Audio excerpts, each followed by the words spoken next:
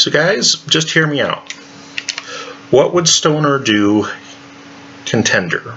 Palmetto State Armory KS-47. Hello everybody, my name is John Mark Johnson Jr. I am the host of Reformed GGA, and I recently got a very important spare part for this particular gun in recently, and that was a spare extractor, so I'm going to be doing some more testing in the future. And in preparation for that testing, I have been kind of contemplating the advantages and disadvantages of this KS-47. And one of the things that I wound up kind of coming to the realization of is that this could, I think, legitimately be a contender for the What Would Stoner Do project that Ian and Carl have been working on over at InRange in collaboration with Brownells. Why do I say that? Well, their idea was to have something that would be more or less a full-powered AR-15, and they would define full power as being basically M4 power, 14.5-inch barrel with 5.56. So full power-ish AR-style gun that is basically as light as you can make it and still have it be decently reliable, and also have a decent amount of functionality and good ergonomics and things like that. In some of those regards, the KS-47 from Palmetto State Armory would definitely be a fail, and by the way, this is the 10.5-inch version. But in other regards, I think it would be a very serious contender.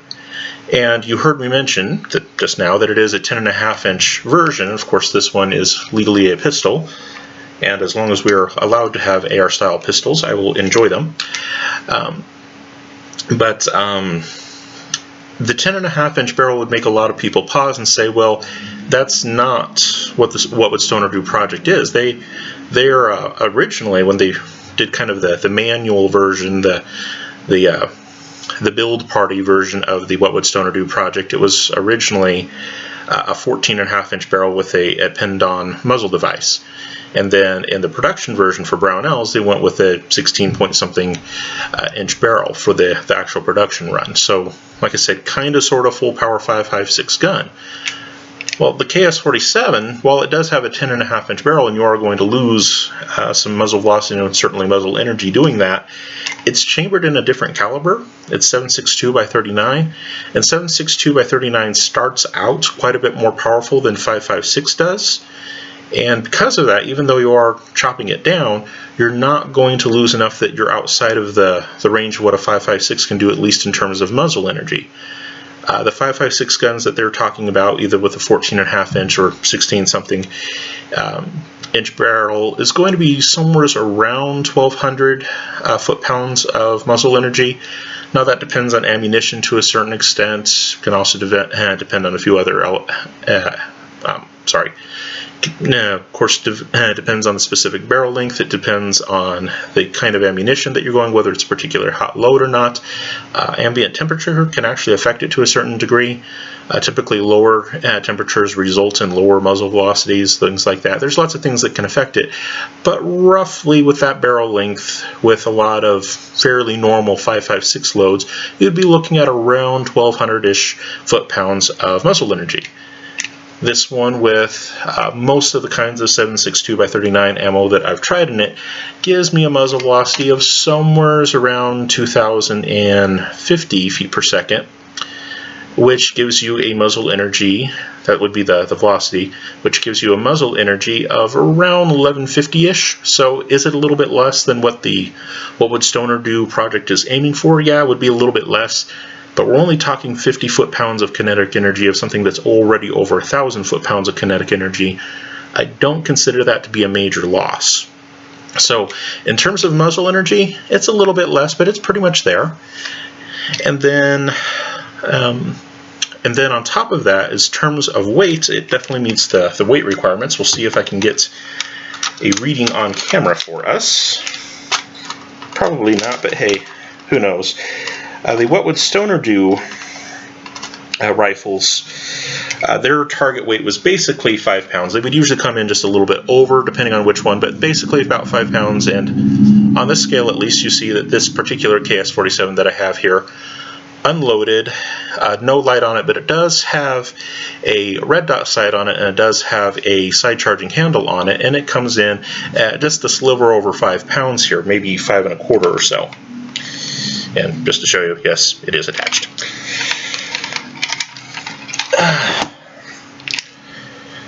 Alright, so 5 pounds, 5 1/4 pounds, it's definitely in the same ballpark for weight as the what would Stoner do guns that, you know, Ian and Carl have been interested in and everybody's gotten excited about. But this one, like I said, in terms of muzzle energy, it's there. In terms of weight, it's there. That starts to me looking like what would Stoner do carbine, a very different way to go about it. Start out with a more powerful cartridge and chop off barrel length to get to your weight requirement, basically, and have a very skeletonized handguard here that doesn't even have a 1913 rail along one section of it. So very skeletonized that way, chop off some barrel length, those kinds of things. You also notice part of the lower receiver is not there because unloaded magazine, because it uses standard AK mags, so you kind of don't need the bottom part of the receiver there. So this really starts looking like a contender. And I think that it's worth a look as a contender. Now, there are some very obvious advantages that their approach would have, and one of the greatest advantages that their approach would have would be range. You're talking about 5.56 versus 7.62. 5.56 is typically a ballistically superior round, has a higher initial velocity, doesn't tend to have as much bullet drop and those kinds of things. Your effective range with a 14.5 or 16-inch barreled 5.56 gun is usually going to be pretty decent. It depends on the shooter and the particular aspects of that gun and how they have it set up and so on and so forth, but you could pretty reasonably expect 400 meters or so. Some people will be able to accomplish more, and it also depends on the ammunition. Some people more, some people less, but in that ballpark is a pretty reasonable expectation for what the gun could do in terms of being able to hit a reasonably small target, say maybe an 8-inch circle or the most interior zone of a silhouette target like an A zone. You could pretty reasonably do that as long as you have good ammunition, halfway decent setup on it, etc., clear out to 400 yards. Now, do I think that the what would Stoner do carbine, as most people are going to use it, is going to be used clear out to, sorry, not 400 yards, 400 meters. There is a difference. Do I think that most people who get those guns are going to be using them out that far? Most of the time, probably not, but still, there is definitely an accuracy advantage, a definite range advantage with that kind of a setup, and you'd be a fool to ignore it. Another advantage that their design has that is very clear and obvious is that magazine reloads with their gun is way easier, and of course they talk about the bad lever and all those kinds of things that you can do to enhance reloading and all that. A standard AR and 5.56 using more or less standard magazines is already a pretty quick gun to do a mag change on, whereas this thing, not so much, because it uses AK magazines, so it's the rock and lock thing, and there's a few techniques that you can do to speed up the process a little bit, and of course I did put a side charger on this to make charging it after you've got it reloaded a little bit easier, so on and so forth, but it's still not going to compare with a standard 5.56 gun with standard 5.56 magazines. So their approach to it is obviously going to have better range, and it is definitely going to be easier to reload. Another aspect with it being 5.56 is 5.56 ammunition doesn't weigh as much as 7.62 x 39 ammunition does, so the overall carrying capacity for their gun would in fact be better. That is, if I want to have, 6 or 8 or 10 or 12 loaded magazines that are these AK magazines, and even if they are just these plastic ones, once you get them loaded up with ammunition, they're like, over 1.5 pounds. They're not exactly light, and granted 5.56 ammunition isn't going to be super light either, but it is lighter. So your overall carrying capacity, what you can have on you, is going to be different. It is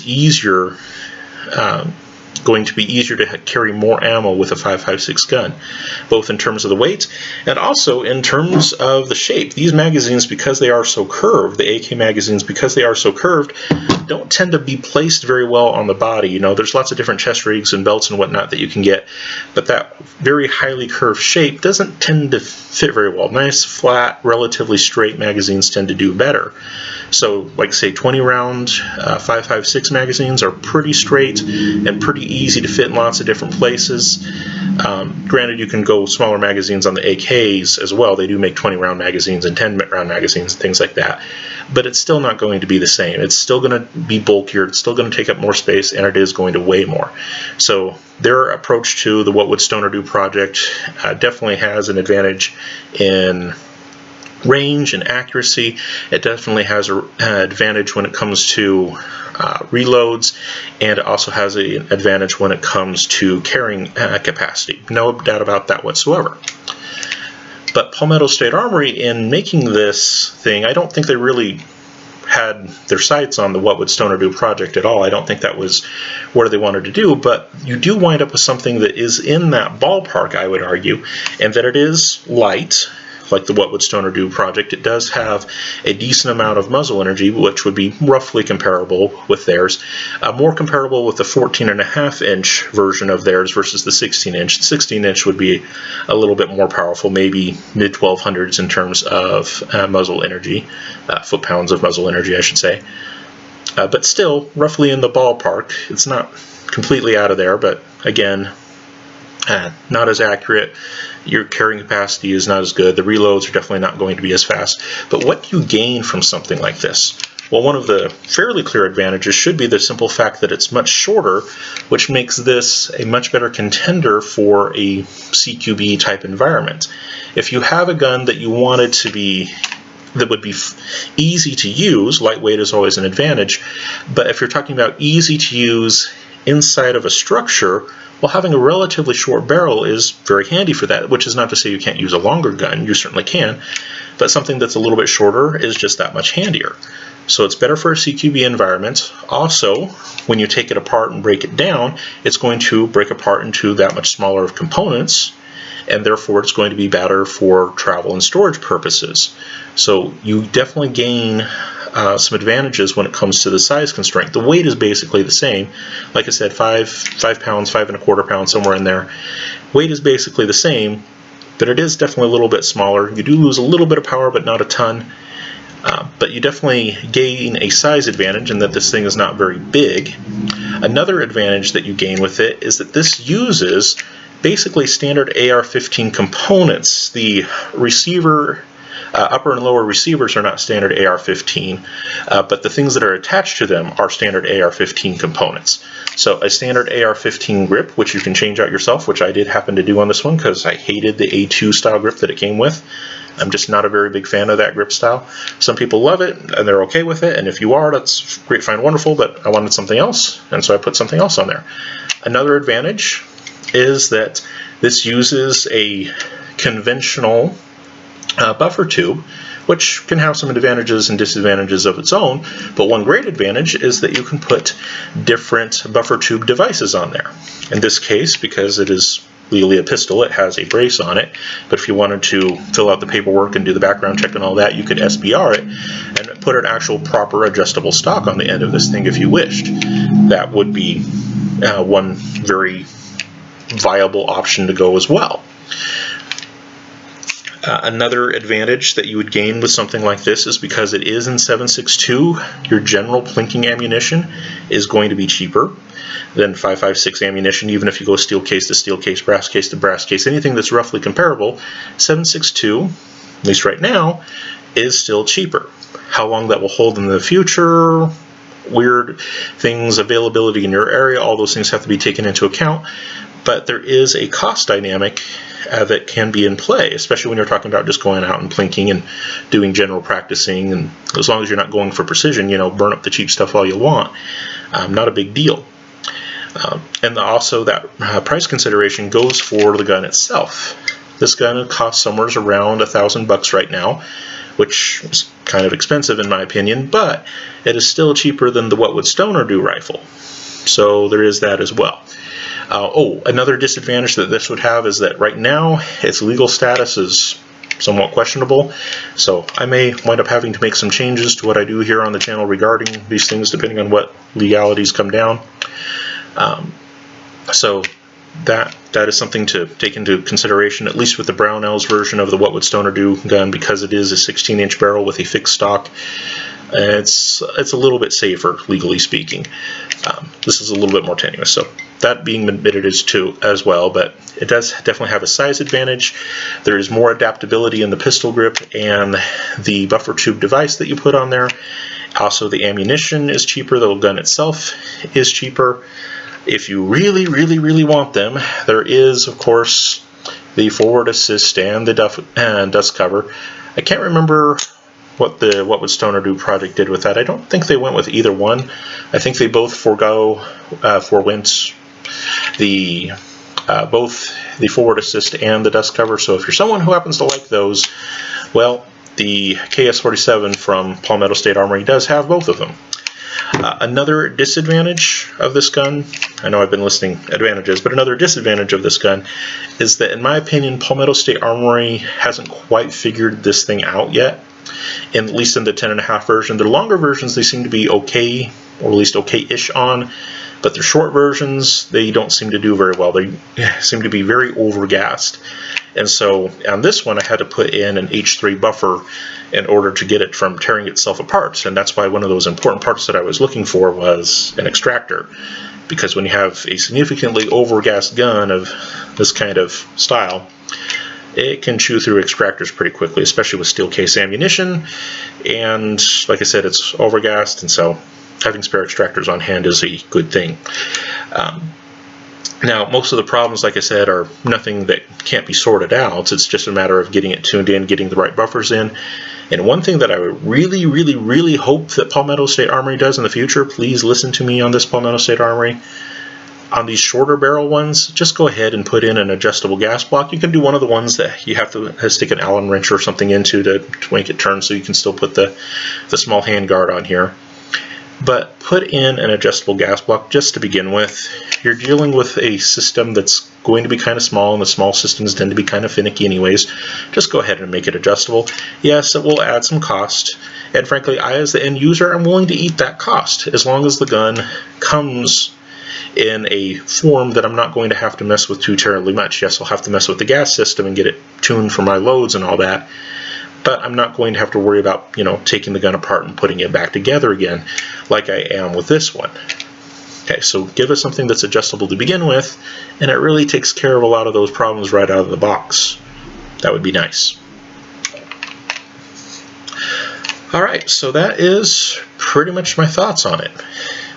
KS-47 with the 10.5-inch barrel is basically another look at the What Would Stoner Do project. It has a little bit more customization in terms of buffer tube device, pistol grip. Gives you the fancy buttons and all that most ARs have. But it also gives you a very significant size advantage. It is also lower cost, and even if Palmetto State Armory decided to just include an adjustable gas block out of the door, it would still be a lower cost than the Brownell's version of the What Would Stoner Do project guns would be. So yeah, lower cost, better size, a little bit more adaptability, not any significant loss in power. It is definitely a contender of sorts. Like I said, there are some things that you're just not going to be able to get away from in terms of Ian and Carl's approach to it, and now Brownell's approach to it, and that their version is definitely going to be more accurate over a greater range. Their version is definitely going to have better ergonomics, especially in terms of reloads. There are some very distinct advantages there. Their system is also a little bit better, well, not a little bit, it's quite a bit better put together in terms of not having the overgassing issues that these things do and those kinds of things. So there's going to be less hassle out of the box with it, and that is definitely worth taking into consideration. And also, like I mentioned, their carrying capacity is definitely going to be better. So there are very distinct and real advantages to what Ian and Carl have done over there, and I think it's a very interesting and great project. But sometimes we miss fairly obvious things that are in front of us that could also be contenders in their own right. I would not count this as, a 400-meter gun. I would say probably closer to 200 meters for what I'd realistically expect out of it. But it is definitely a real contender in the sense that it is sufficiently lightweight. Like I said, 5 pounds, 5¼ pounds. It is also something that has a lot of the AR features that we know and love. I mean, it even takes standard AR-15 triggers and whatnot, so you can customize it to a certain extent. You can't do the drop-in triggers on it because the front part is cut out too much, but you can do standard AR-15 triggers in it and whatnot. There's not a whole lot that you would be giving up here, and you definitely get some significant gains in terms of expense. And you also, like I said, get a much better size. There's some legal issues that come with that, but advantages too. Anyways, just something to consider. The What Would Stoner Do project, I think, is a cool, great project, but I think there are other guns out there that could just as easily be said to be contenders. That's my thoughts, at least. Thank you all for your time and attention. For those of you who are in Christ, go with God and be blessed. For those of you who are not, I pray that you come to know the true Christ of history, the only genuine Savior of mankind. Amen.